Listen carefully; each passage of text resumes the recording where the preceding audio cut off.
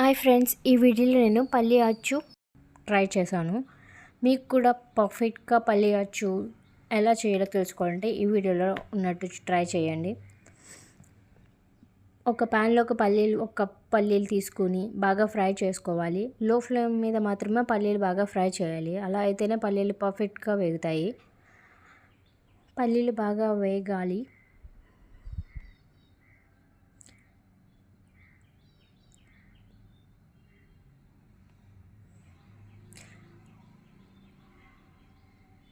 పల్లీలు బాగా వేగిన తర్వాత చల్లారిన తర్వాత మనం ఇలా అనగానే ఆ పల్లీలు తొక్క సపరేట్ అవుతుంది. ఇలా చేస్తే పల్లీలు బాగా వేగినట్టు అర్థం. ఇప్పుడు చిన్న గ్లాస్ తీసుకుని ఆ పల్లీలు ఇలా నొక్కడం వల్ల తొక్కని త్వరగా సెపరేట్ అవుతుంది. ఇప్పుడు పల్లీలు నుంచి తొక్క సెపరేట్ చేసుకుని క్లీన్ చేసుకుని ఒక ప్లేట్లోకి వేసుకోవాలి. ఇప్పుడు స్టవ్ మీద ఒక ప్యాన్ పెట్టుకొని సేమ్ కప్పుతో బెల్లం తీసుకుని ప్యాన్లో వేసుకోవాలి. దానికి కొంచెం వాటర్ కూడా యాడ్ చేసుకోవాలి.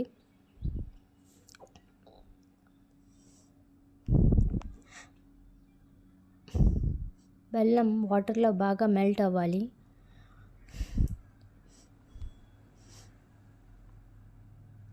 పాకం ఇలా థిక్ కన్సిస్టెన్సీలోకి రావాలి.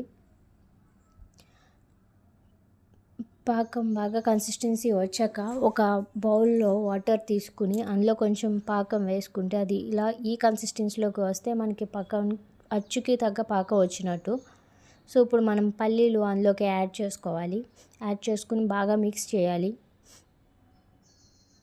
ఈ బ్యాటర్ వేయటానికి నేను ముందుగానే ఒక ప్లేట్కి గీ అప్లై చేసుకుని పక్కన పెట్టుకున్నా. ఇది బాగా మిక్స్ చేసిన తర్వాత ఈ మిక్సర్ మొత్తం ఆ ప్లేట్లో అప్లై చేసుకుని చల్లారాక కట్ చేసుకోవడమే, అంతే. Thank you for watching.